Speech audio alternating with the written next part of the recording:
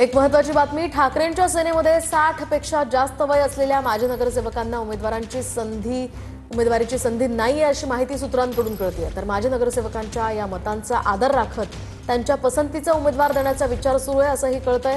ठाकरेंच्या सेनेचे किमान 70% नवे चेहरे उमेदवार असणार आहेत अशी माहिती सूत्रांनी दिली आहे। अधिकची माहिती जाणून घेऊयात आमचे प्रतिनिधी निवृत्ती बाबर यांच्याकडून। निवृत्ती, काय सांगाल? ठाकरेंच्या सेनेमध्ये 60 पेक्षा जास्त वय असलेल्या माजी नगरसेवकांना उमेदवारीची संधी नसल्याचं कळतंय।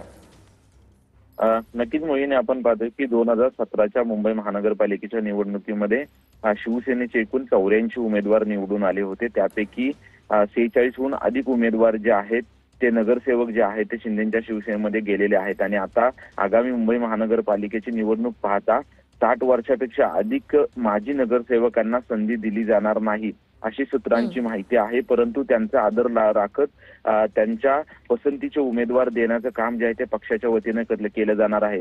दोन्ही ठाकरे बंधू मुंबई महानगरपालिकेची निवडणूक एकत्रित लढतील अशी शक्यता जी आहे ती वर्तवली जाते। त्या दृष्टीने सर्वांची तयारी देखील सुरू असल्याचं आपल्याला पाहायला मिळते। मात्र अजूनपर्यंत घोषणा झालेली नाही, परंतु सध्या स्थानिक पातळीवर नक्कीच धन्यवाद निवृत्ती दिलेल्या या सगळ्या सविस्तर माहितीसाठी।